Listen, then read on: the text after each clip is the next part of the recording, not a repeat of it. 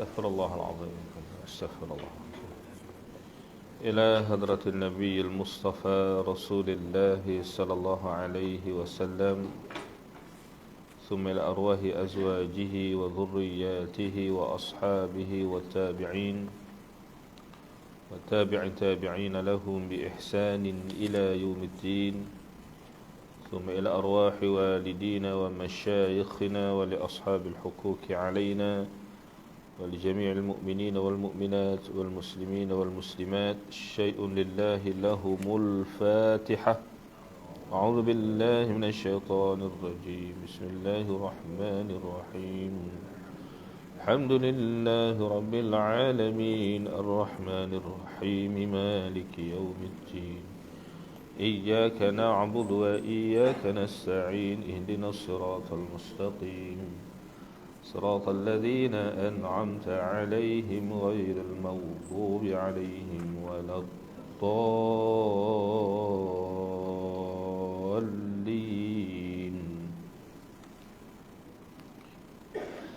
السلام عليكم ورحمة الله وبركاته. الحمد لله رب العالمين وبه نستعين على أمور الدنيا والدين وبه نستغفره، صلاة وسلاما دائمين متلازمين على حبيبنا المصطفى سيدنا ومولانا محمد وعلى آله وأصحابه وأتباعه إلى يوم الدين. اللهم صل وسلم وبارك على سيدنا محمد وعلى آله عدد ما يليق بكمال الله وكما يليق بكماله. اللهم افتح علينا حكمتك وانشر علينا من خزائن رحمتك يا أرحم الراحمين.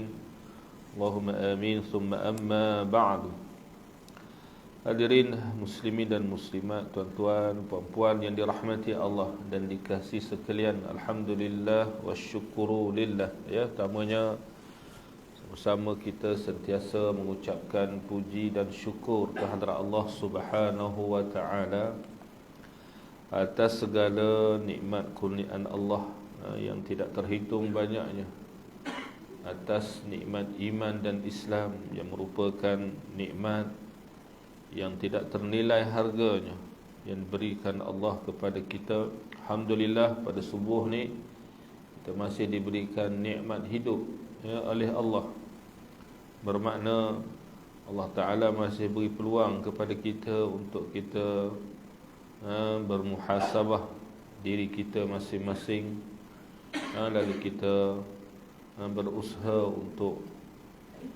untuk memperbaiki kelemahan-kelemahan yang ada, untuk kita menambahkan lagi antaranya amalan-amalan kita sebagai bekalan untuk hari akhirat.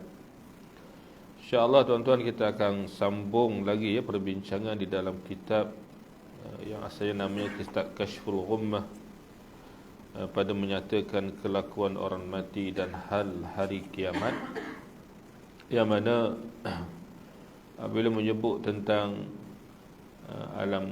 alam kubur, tentang alam akhirat, tentang azab kubur. Jadi tuan-tuan dan puan-puan dirahmati Allah sekalian, inilah tempat alam yang kita semua ni akan pergilah selepas kita hidup di dunia ni. Tak?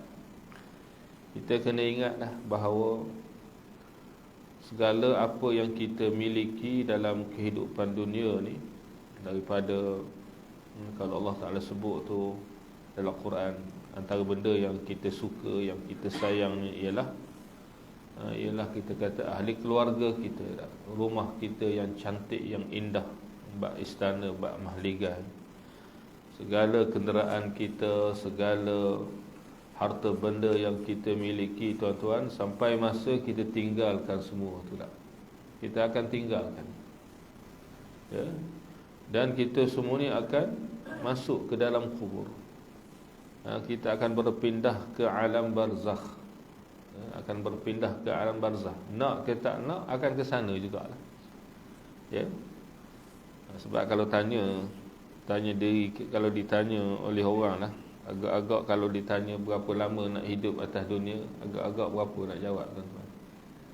Mungkin orang akan kata 100 tahun lah, lama sikit tak? 100 tahun, 200 tahun. Umat zaman Nabi Adam hidup sampai 1000 tahun. Tak, umur mereka panjang. Baik, apa pun tuan-tuan, yang paling penting seperti yang Nabi selalu ingatkan kepada kita lah, orang yang cerdik, kata Nabi, mandana nafsahu wa amila lima ba'dal maut. Ya, orang yang cerdik ni adalah orang yang sentiasa memuhasabah diri dia. Dia ni muhasabah dirilah, melihat ke dalam diri dia, melihat persediaan dia, melihat bekalan dia macam mana. Adakah hidupnya ni ikut perintah Allah, ikut syariat Allah, ikut syariat Islam, atau sebaliknya. Sebab kita ni tuan-tuan jangan duk kira dunia sahajalah, ya. Sebab dunia ni hakikatnya lah, kalau kata kesenangan duniawi, rezeki apa ni, Allah Ta'ala dah tetap dah kadar mana rezeki kita ni dah. Kadar mana rezeki kita ni Allah Ta'ala dah tetap dah. Ya. Kadang-kadang rezeki yang kita duk cari itu bukanlah rezeki yang berupa sesuatu yang akan maknanya yang benar-benar kita akan kecapi, yang kita akan nikmati. Ada kadang-kadang rezeki itu benda yang kita cari, yang kita kumpul semata-mata sebagai suatu keseronokan. Dia tak seronok, ada harta banyak, ada senang tu, mudah ni, apa semua sekali. Orang ada kereta 2-3 biji pun, ada setengah kereta tu langsung tak berjalan tak? Okay. Saya ada kereta, orang rumah saya ada kereta. Selalu duduk naik kereta orang rumah, kereta saya tak jalan tuan-tuan. Udah ada road tax mahal. Tak? Seminggu sekali start, takut rosak. Ya. Tak jalan seminggu, 2 minggu. Tak. Kereta besar tapi tak guna pun. Ya. Ini harta dunia tak. Sedangkan alam barzakh ini adalah alam yang masya-Allah yang akan benar-benar kita lalui. Nak ke tak nak, kita akan lalui tuan-tuan. Ya, dan perkara ini sabit secara pasti di dalam Al-Quran. Ya, sabit secara pasti melalui hadis-hadis yang sahih yang sampai kepada kita melalui lidah junjungan Nabi kita Muhammad sallallahu alaihi wasallam. Ya. Dan itu yang Nabi sebut tadi, orang yang cerdik muhasabah diri dan dia beramal untuk hari selepas dia mati, yakni untuk alam barzakhnya dan juga untuk alam akhiratnya. Jadi tuan-tuan, kita kena buat persediaan. Maka kitab yang kita baca ni ialah, dan kita pula baca di waktu subuh. Waktu subuh ni waktu yang paling baik lah kita kata, kerana hati pun masih lapang, akal pun masih lapang.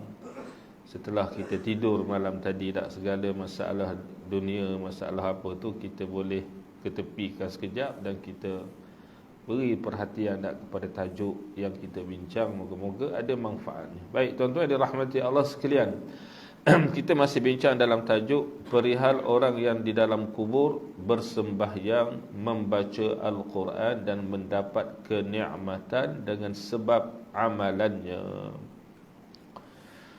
Dalam tajuk ni pengarang pertamanya, kita dah baca sebahagian ni sambungan, cuma saya ambil dalam muqaddimah tajuk ni. Pengarang dia membawa satu hadis yang diriwayatkan oleh Imam At-Tabarani daripada Abdullah ibnu Umar radhiyallahu anhuma, menyebutkan bahawa Nabi sallallahu alaihi wasallam bersabda, "Laisa ala ahli la ilaha illallah wahsyatun 'indal maut wala fi quburihim wala fi nashrihim."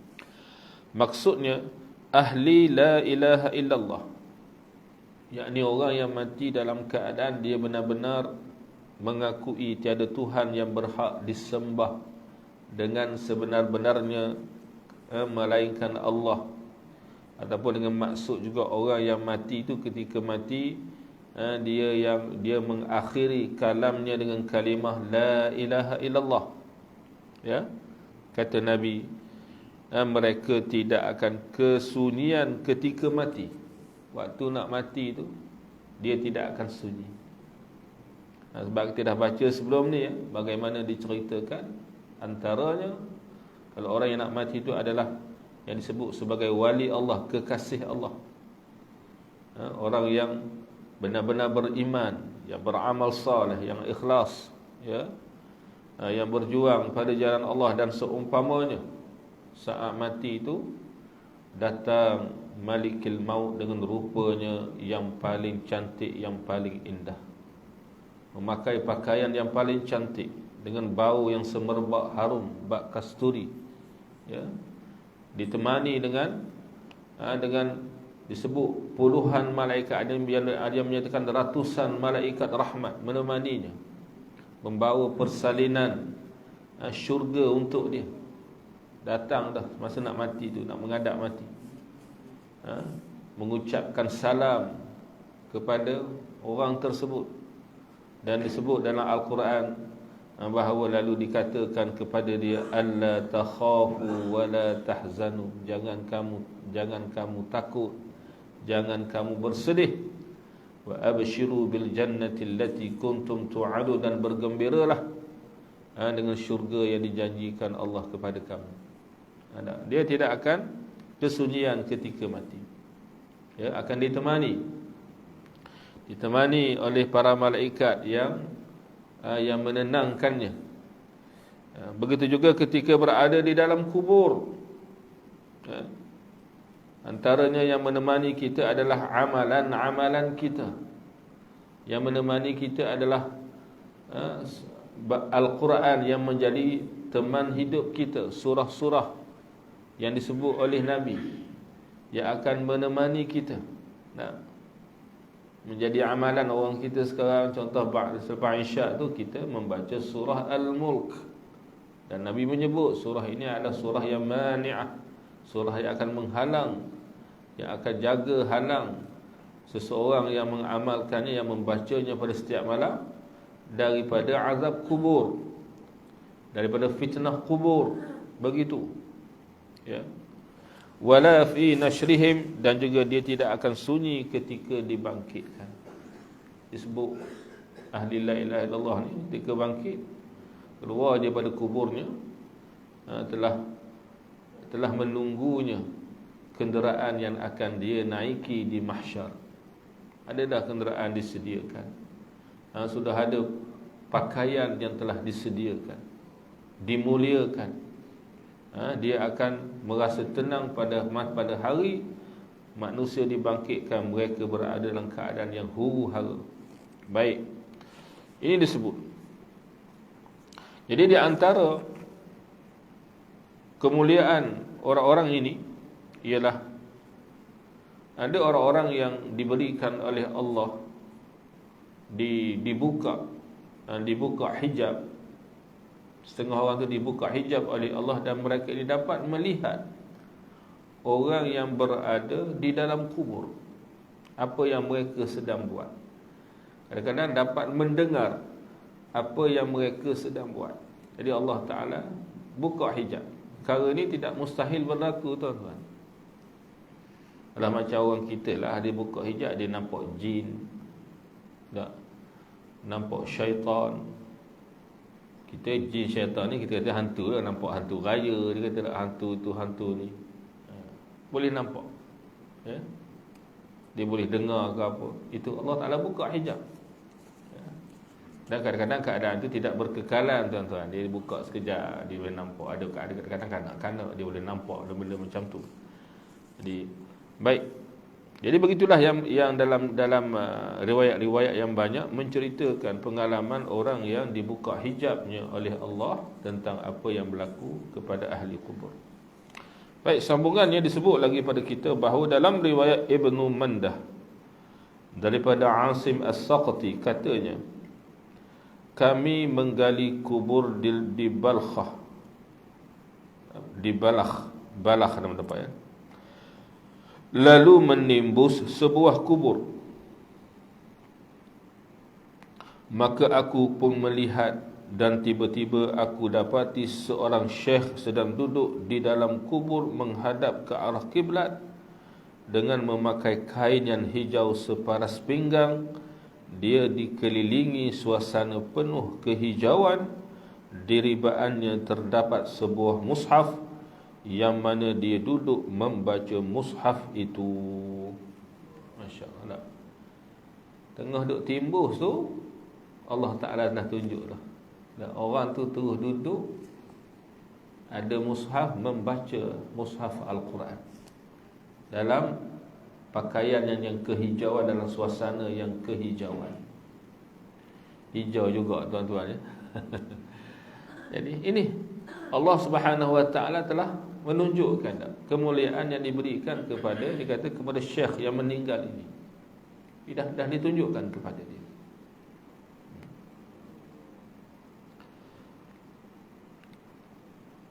Dalam riwayat Ibnu Mandah daripada Ikrimah katanya, Ibnu Abbas, yakni Abdullah Ibnu Abbas radhiyallahu anhuma berkata, orang mukmin diberikan mushaf di dalam kuburnya dan dia membaca mushaf itu.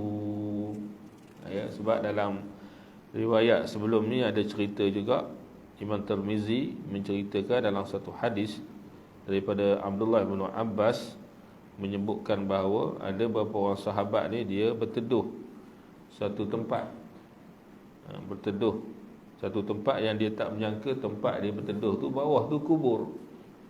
Tiba-tiba mereka mendengar orang yang sedang membaca surah Tabarakal Mulk daripada dalam tanah. Terkejut mereka ni tak. Lalu mereka ni berjumpa dengan Nabi, bertanya hal itu. Maka Nabi menyatakan, itulah Tabarak yang menghalangnya, dan ia adalah surah yang melepaskannya daripada azab kubur. Mendengar bacaan surah orang yang sedang membaca surah Al-Mulk daripada dalam kubur. Baik. Jadi kata Ibnu Abbas, orang mukmin diberikan mushaf di dalam kuburnya dan dia membaca mushaf tersebut. Ya. Jadi tuan-tuan, kadang-kadang benda perkara yang kita kata yang ghaib lah, termasuk benda yang ghaib ini, sebab orang yang beriman ini Allah Ta'ala sebutlah alladzina yu'minuna bil ghaib. Ya, orang yang beriman dengan perkara-perkara yang ghaib. Kerana kalau kita bincang dalam ilmu akidah pun, ilmu akidah kita ni dia bincang maudhu'nya 3 perkara dah. Allah, Rasul, Sam'iyat. Ya. Berbincang tentang Allah, tentang uluhiyat, ketuhanan, kemudian tentang Rasul ataupun nubuwat. Yang ketiganya berbincang tentang sam'iyat, iaitulah perkara-perkara yang datang kepada kita berdasarkan khabar daripada Al-Quran dan Sunnah. Benda yang kita tak nampak, benda yang kita tidak boleh capai dengan panca indera kita, ya, hanya sampai kepada kita melalui khabar yang disampaikan oleh Al-Quran dan Sunnah. Jadi benda-benda ini benda ghaib tuan-tuan ya. Jadi kadang-kadang benda ghaib ni kalau fikir dengan akal logik, memanglah kata mana ada lah, mana ada begitu begini, dah mati, hancur, jadi tulang, jadi tanah, habislah dia kata lah. Itu yang kita nampak secara zahir, pandangan mata kita ni. Sebab mata kita ni tuan-tuan, mata kita ni nampak apa sangat? Tak nampak apa sangat. Ada benda-benda yang wujud tu mata kita tak nampak dah.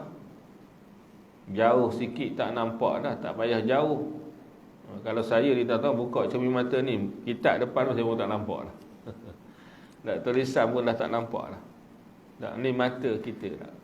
Bukan boleh tengok benda yang jauh, benda yang halus.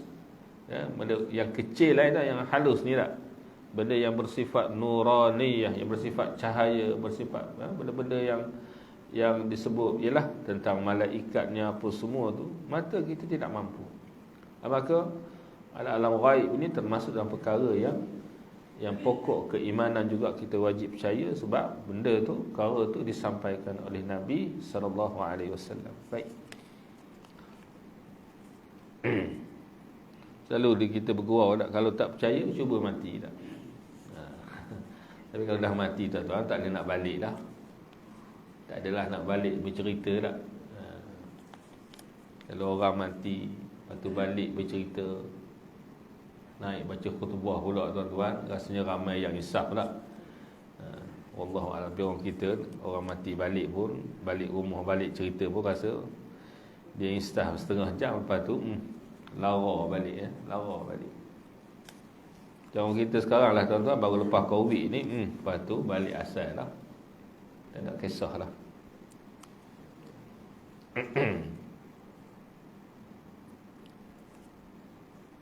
Takut pada Covid tu tuan-tuan, buat undang-undang lah. Langgar undang-undang kena denda sampai beribu, itu tak. Tapi neraka tak takut tuan-tuan. Neraka tak takut. Buat undang-undang pun langgar semacam tak. Ada hukum syariat pun buat tak hirau je. Siapa nak saman dia kata lah. Tapi tak apalah, tunggulah nanti saman tu Allah Ta'ala bagi Nuh pada mahsyar. Nah, ni saman kamu. Sebab langgar bukan undang jalan raya, langgar hukum syariat. Ya. Saman tu pula tuan-tuan bukan boleh bayar dengan duit. Tak. Bukan boleh tunggu masa ada apa potongan 80%. Kumpul 4-5 tahun bayar sekali tak, masa potongan 80% ni dekat pilihan raya ni nanti ada potongan, tuan-tuan tunggulah. Sebab kita ni kukuk mana pun akan berbelian raya lah, tak lama lagi tak. Bulan 11 tak mengundi insya-Allah. Jangan silap pangkah dah. Baik. Dalam riwayat Ibnu Abi Dunya daripada Al-Hasan katanya, apabila seorang mukmin meninggal dunia dan dia tidak menghafal Al-Quran, ya, dia seorang mukmin, ahli la ilaha illallah, wali Allah, kekasih Allah, Allah Ta'ala kasih pada dia, ya, masa mati itu dia tidak menghafal Al-Quran, maka dia disuruh menghafalnya. Lepas mati tu beri peluang dah kamu hafal lah dalam kubur. Dah dalam kubur ni nak buat kerja apa lagi tuan-tuan? Bukan ada nak ke kebun dan tengok sawit apa, tak ada dah. Tak ada nak berulang ke mana ke sini dah, tak ada dah. Ya, duduk situ dah. Dia mempelajari Al-Quran itu dan di dalam kuburnya sehinggalah dia dibangkitkan oleh Allah pada hari kiamat termasuk dalam golongan ahli Al-Quran.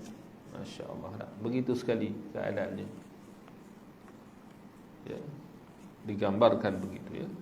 Dalam riwayat Abu Hasan bin Bishr daripada Abu Sa'id Al-Khudri radhiyallahu anhu secara marfu', yakni diangkatkan kepada Nabi sallallahu alaihi wasallam. Ini hadis ini disebut sebagai hadis yang marfu', ya.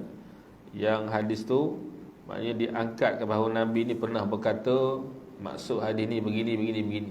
Disebut ialah hadis marfu', menyebutkan bahawa Nabi bersabda apa? Sesiapa yang membaca Al-Quran kemudian dia meninggal dunia sebelum sempat mengenal, yakni mahir Al-Quran. Dia dulu baca Quran, belajar Quran, meninggal dalam keadaan dia belum mahir lagi baca Quran tu, dia dah meninggal. Ya. Maka datanglah kepadanya malaikat yang mengajarnya di dalam kubur sehinggalah dia berjumpa Allah dalam keadaan telah mengenal, yakni mahir akan Al-Quran. Allah, insya-Allah lah. Mati masa duduk belajar Quran. Maka dia bersungguh belajar Al-Quran ni.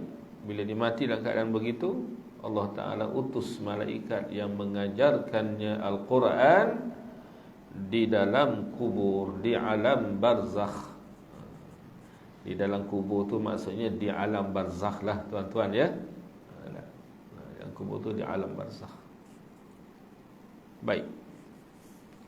Ini riwayat menceritakan tentang bagaimana, ya, orang dalam kubur ni ada yang sembahyang, baca Quran, berzikir apa semua. Diriwayatkan lagi bahawa ada orang bermimpi melihat Al-Hafiz Al-Hamdani setelah kematiannya. Imam Al-Hafiz Muhammad Abdullah Al-Hamdani adalah seorang ulama hadis. Setelah dia mati ini ada orang bermimpi berjumpa dengan dia.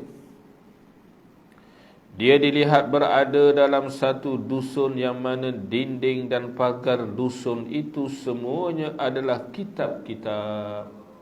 Moga dia ni ulama hadis, tuan-tuan. Orang yang mimpi jumpa dia ni duduk dalam satu kebun, pagarnya, dinding kebun tu semuanya adalah diperbuat daripada kitab-kitab. Ya. Lalu orang bertanya kepadanya, dia orang bermimpi ni bertanyalah perihal yang demikian itu. Kenapa ni kebun ni, pagarnya, dindingnya semua ni daripada kitab? Wahai Syekh. Maka dia pun menjawab, aku telah memohon kepada Allah supaya dia menyibukkan aku dengan ilmu setelah kematian, sebagaimana aku disibukkan dengan urusan ilmu pengetahuan semasa di dunia. Lantaran itulah aku duduk menyibukkan diri dengan ilmu pengetahuan semasa di dalam kuburku. Masya Allah. Kita kata, ni mimpi ni mana boleh percaya. Nabi beritahu, tuan-tuan, mimpi yang benar itu adalah satu juzuk yang kecil daripada wahyu. Ya, ada mimpi yang kita bermimpi ni adalah mimpi yang benar. Ya, antaranya ulama sebut kalau nak kita ni nak bezakan mimpi yang benar dengan mimpi yang hanya mainan tidur. Kalau mimpi tu orang Perak kata duduk meroloh, tuan-tuan, itu mainan tidur lah. Tidur tak jaga adab langsung. Sebelum tidur wuduk tak ambil, tidur pula tidak beradab, tak menghadap kiblat, tidak tidur dalam doa, tidak tidur dalam zikir, lepas tu bermimpi macam-macam. Itu memang mengarut punya mimpi lah. Tapi kalau orang yang menjaga adab ketika tidur, seperti yang disunnahkan, kalau dia bermimpi, insya-Allah mimpinya itu adalah mimpi yang benar. Kadang-kadang mimpi yang benar ni, tuan-tuan, ialah mimpi benda baik-baik, benda elok-elok. Kemudian lepas dia terjaga tu, dia boleh ingat. Dia boleh ingat benda dia mimpi tu. Macam-macamnya dia boleh cerita balik, aku tadi jumpa dengan Syekh ni. Ya? Tengok keadaannya begini, aku katanya. Dia cerita balik. Mana orang yang bermimpi itu adalah juga orang yang soleh, yang mahu berkongsi mimpi dia dengan orang lain. Supaya apa? Supaya benda tu, perkara itu dapat diambil manfaat oleh orang lain. Bahkan kita pun dulu dah baca, kalau tak silap saya dalam kitab juga, diceritakan bahawa antara perkara yang selalu Nabi buat di waktu subuh, waktu pagi ni, lepas Nabi sembahyang subuh apa semua ni, Nabi duduk berkumpul dengan para sahabat. Nabi akan bertanya, adakah di kalangan kamu ni yang bermimpi malam tadi? Nabi tanya sahabat, ada siapa mimpi apa-apa ke? Yang mimpi yang boleh dikatakan benar. Kemudian Nabi akan memberikan respon terhadap mimpi itu. Kalau tak ada orang mimpi, Nabi bakal cerita, malam tadi aku mimpi begini. Nabi cerita balik. Nabi pun cerita. Yang Nabi memanglah kita kata, Nabi memang mimpi yang benar. Tapi Nabi juga meminta para sahabat menceritakan mimpi mereka. Baik. Orang kita soalan apa? Ustaz, mimpinya ular masuk rumah, itu mimpinya tak? Mimpi benda yang macam tu lah. Ada bila seorang alim ulama yang kita sayang, yang kita sanjung, yang kita muliakan, bila tiba mereka ini mati, wafat, ada tak lepas tu kita bermimpi jumpa dengan dia? Rasa tak ada lah, tuan-tuan, tak? Sudah mati-matilah. Ada orang dia mengaku dia anak murid Tok Guru ni, Tok Guru. Tapi kalau tanya pernah mimpi jumpa Tok Guru tak? Dia diam lah, tak pernah jumpa tak.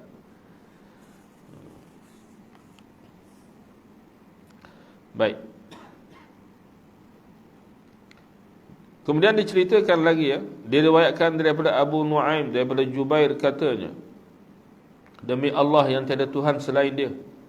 Ni Jubair ini seorang yang saleh. Dia menceritakan bahawa aku telah memasukkan mayat Thabit Al-Bannani ke dalam liang lahatnya. Bersamaku ialah Humaid Al-Tawil. Siapa ni Thabit Al-Bannani? Thabit Al-Bannani rahimahullah adalah namanya Muhammad bin Thabit bin Aslam. Ada Aslam lagi. Bin Aslam Al-Bannani Al-Basri, mana orang Basrah. Ulama Basrah. Dia adalah ulama hadis yang masyhur dengan banyak sembahyang dan banyak berpuasa. Banyak sembahyang, banyak puasa. Muhammad bin Thabit bin Aslam Al-Bannani Al-Basri, ulama hadis juga. Jadi cerita Jubair, aku ni satu hari bila Imam Thabit Al-Bannani meninggal, aku telah memasukkan jenazahnya bersama Humaid At-Tawil. Tak kala kami duduk meratakan salah satu batu binaan yang menutup kubur. Tuan-tuan pernah tengok ke, pernah ikut tak? Apa tu ketika mana kalau pergi ke Mekah lah, ke Madinah, pernah ikut ke tengok bagaimana jenazah dikuburkan di tanah kubur Baqi', di Baqi' tu. Sebab kita nak pergi tanah kubur lain, biasa tak pergi dah le jauh tak? Dah le jauh, kadang-kadang kita tak dapat pergi. Kalau pergi tu, kalau ada ahli keluarga yang terdekat meninggal, bolehlah ikut.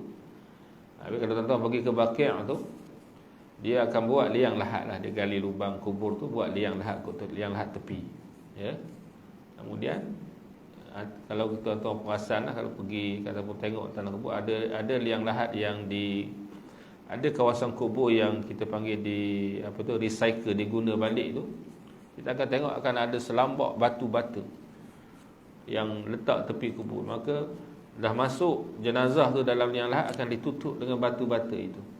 Tutup batu-bata, barulah ditimbus. Lepas berapa lama, tanah kubur di Baqi' tu akan di-recycle, diguna balik. Maknanya setelah dia ada banyak bahagian, dalam bahagian dia dah berapa tahun dah, akan diguna balik, digali balik untuk dikebumikan jenazah yang baru meninggal.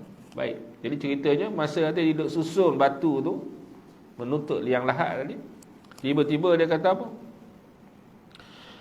Tiba-tiba gugur satu batu. Ada satu batu tu buk jatuh. Bila jatuh tu, dan aku dapati dia, yakni Thabit Al-Bannani rahimahullah, sedang sembahyang di dalam kuburnya. Tengok-tengok duduk tengah sembahyang lah.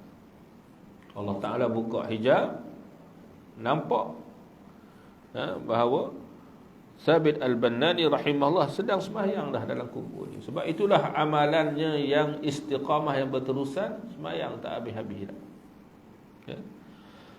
Thabit Al-Bannani semasa hayatnya pernah berdoa dengan katanya, wahai Tuhanku, jika engkau berikan seseorang daripada makhlukmu dapat sembahyang di dalam kuburnya, maka berilah untukku dapat sembahyang di dalam kubur. Ternyata doanya itu tidak ditolak oleh Allah.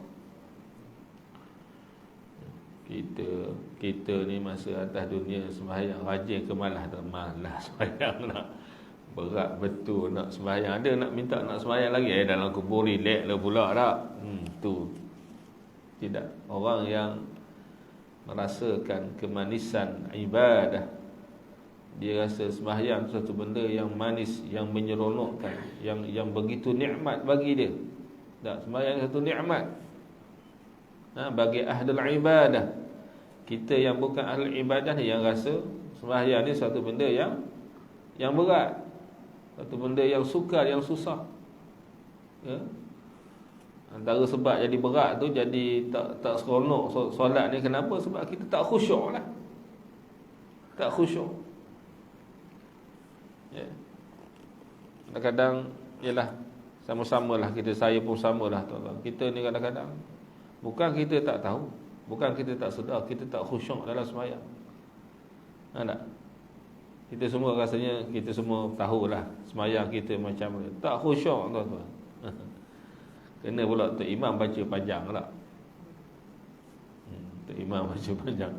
Kita tengok ada dalam handphone tu, TikTok ada Tok Guru, ustaz yang agak lawak-lawak dia. Dan dia kalau Tok Imam tu baca panjang, mulalah makmum ni dia buat macam-macam aktiviti. Dia tengok dinding, Kalau ada kat dinding tu papan kenyataan, dia baca habis kenyataan tu, satu iklan tu, iklan ni. Kita pun ada juga, ada TV lah apa ni tak, tengok, oh ni pengurusi rupanya. Ini Tok Bilal je tak, Tok tengok tu iklan tu, lalu tu. Tak? Kita ni susah nak khusyuk. Sebab itu bila tak khusyuk, tuan-tuan, kita tak rasa kemanisan ibadah. Tak? Ya. Kita ni ialah kekurangan kita tahu kadang-kadang, iaitulah antaranya kita, sebab antara perkara boleh bantu khusyuk, kita faham apa yang kita baca. Tak kalah surah Fatihah pun tak faham, tuan-tuan, tak? Puluh tahun, 17 kali paling tidak sehari semalam duk baca. Kalau campur dengan sunat berapa puluh kali pula. Tak, campur dengan duha lagi, campur dengan apa, tahajud lagi tu, masya-Allah. Duk baca, tak kalah tak faham lagu surah Fatihah, hayatilah. Kita menghayati kandungan surah Al-Fatihah tadi. Ya, sebab itulah sunnah ni bila kita sembahyang tu imam baca Fatihah ni, kita fastami'ulah, kita dengar sambil kita menghayati.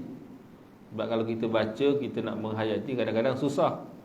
Tu imam baca, kita hayati, itu yang terbaik. Baik. Jadi begitulah. Dia minta supaya apa? Diberi nikmat solat lepas mati. Allah Ta'ala kabulkan doa dia. Ya. Maknanya ada dibuka hijab, nampak apa dia duk buat. Lalu bila begitu keadaannya menjadi buah cerita orang ramai, maka adalah orang lain, orang yang sampai berita bahawa masa hidup dulu ni syekh ni dia minta begitu. Dia minta begitu. Baik. Diriwayatkan oleh Ahmad dan Ibnu Abdul Bar daripada Ka'ab al-Ahbar, ya, Ka'ab al-Ahbar radhiyallahu anhu, ya. Allah Subhanahu wa taala telah mewahyukan kepada Nabi Musa alaihi salam, belajarlah kamu akan kebajikan dan ajarkanlah kepada orang. Sesungguhnya aku menerangkan kubur orang yang mengajarkan ilmu serta orang yang belajar, sehingga mereka tidak kesepian berada di dalam kubur mereka. Jadi terang dalam kubur tu, tuan-tuan, dengan berkat ilmu yang diajarkan. Dan juga dia kata orang yang belajar pun diterangi oleh cahaya, sebab dia belajar, duduk belajar. Ya. Dan belajar ni kita semua maklum lah, minal mahdi ilal lahdi, daripada buayan sampai ke liang lahat. Tak habis nak belajar ni tak. Saya pun duk belajar lagi, tuan-tuan, ya. Abu Al-Fadl Al-Tusi meriwayatkan daripada Umar, yakni Sayyidina Umar radhiyallahu anhu, hadis yang marfu'. Apa kata Nabi? Barang siapa yang menerangkan masjid Allah dengan cahaya, yakni memasang lampu di masjid, maka Allah akan menerangkan kuburnya. Tu dia. Dah dulu ialah guna pelita tak? Guna pelita, guna apa, ya. Sekarang ni masjid ada elektrik dah, tuan-tuan, pakat bayar bil elektrik lah. Macam tu lah tak? Menerangkan masjid. Ataupun kalau ada lampu rosak, jangan nanti AJK ganti, kita pergi beli ganti cepat-cepat, tuan-tuan. Moga bila orang pasang lampu kita yang menyala tu, insya-Allah lah. Buatlah macam mana pun. Ataupun kita beli siap-siap dah, ni kalau rosak ni lampu saya dah beli dah, mentol. Jangan beli hak murah pula, tuan-tuan, kena RM2 je beli tak. Beli hak elok-elok sikit, yang tahan lama, yang terang. Baik. Ataupun kita tanya AJK berkaitan mana jenis lampu mentol yang sesuai tak, kita boleh bagi, insya-Allah. Baik. Dia sebut terangkan masjid Allah, rumah-rumah Allah di bumi ni, Allah Ta'ala menerangkan kuburnya. Barang siapa yang mengharumkan masjid dengan bau-bauan yang harum, nescaya Allah masukkan keharuman bau syurga ke dalam kuburnya. Jenuh lah pakat beli minyak wangi lepas ni tak. Di kadang-kadang masjid ni pun kena wangi juga. Setengah masjid dia letak pewangi yang automatik tu tak, yang sak bunyi bau, keluar bau wangi. Alhamdulillah tak. Cumanya itu usaha kita lah macam mana tak kita boleh buat. Dan saya tengok setengah tempat sini pun Allah ada juga tak, ada orang yang sedekah minyak wangi tak, dia letak pada atas-atas almari, tempat-tempat pintu masuk. Jadi ada orang masuk pakai minyak wangi. Jadi masya-Allah, moga-moga dengan itu kuburnya akan diharumkan, diwangikan Allah di alam barzakh lah. Kalau tu tengok kalau di Mekah tu tuan-tuan, kalau Kaabah tu memang ada orang yang khas, dia akan bawa atau minyak wangi apa tu kita panggil daripada apa pokok tu, kan kasturi bahasa Arab, masa kita panggil apa pokok yang orang kita tanam juga tu lah nak. Gaharu. Daripada gaharu lah. Gaharu tu masya-Allah, biasanya dia akan cari minyak wangi, kita tengok tu yang paling mahal lah tu. Dia pun sapu tu atau pada dinding Kaabah tu, pada kelambu, pada dinding Hajarul Aswad, apa semua dia pun sapu. Masya-Allah. Ya. Atau ada orang jual minyak wangi nama kiswah. Minyak wangi kiswah, dia kata ni bau kelambu Kaabah. Bau Kaabah. Bila kita cium Allah teringat Mekah, dia kata tak. Sebab memanglah ada orang yang memang itu dia buat tak, dia sapu. Disapu. Sebab tu kita kalau tawaf tu tak boleh pegang Kaabah masa duduk tawaf. Sebab memang confirm minyak wangi tuan-tuan, memang dah disapu. Ya. Kalau pegang membatalkan pusingan tawaf. Sebab apa? Sebab di sana ada wangi-wangian. Dikira pertamanya wangi-wangian tadi, sengaja berwangi-wangian, itu pun satu kesalahan. Yang keduanya, pegang Kaabah ni dihukumkan seperti masuk ke dalam Kaabah. Itu cerita lain. Cuma nak ceritanya ini, kita mewangikan rumah Allah, insya-Allah Allah Taala mewangikan kubur kita di alam barzakh. Maknanya kita akan mendapat suatu nikmat, suatu pemberian daripada Allah di alam barzakh, sebagaimana amal-amal yang soleh yang kita istiqamah kerjakannya semasa hidup di dunia ini dulu. Wallahu a'lam bis-shawab. Setakat itu dulu untuk pagi ini. Nanti kita akan masuk tajuk jenis syurga dan neraka yang dilihat semasa di alam barzakh. Perbincangannya iaitulah, adakah bila disebut dalam di alam kubur ni ada roh yang terus masuk ke dalam syurga. Roh para nabi, roh para syuhada. Di sana ada roh orang mukmin yang soleh macam mana, orang mukmin yang bermaksiat macam mana, dan roh orang-orang yang kafir macam mana tak.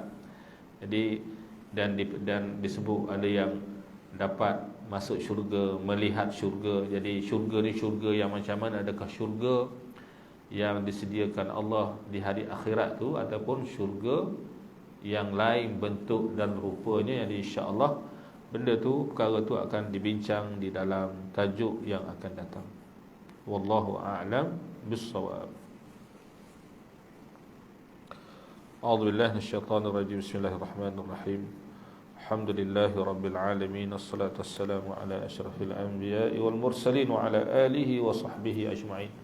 Allahumma innaka 'afuwwun karimun tuhibbul 'afwa fa'fu 'anna wa 'an walidina warhamhum kama rabbawna shighara.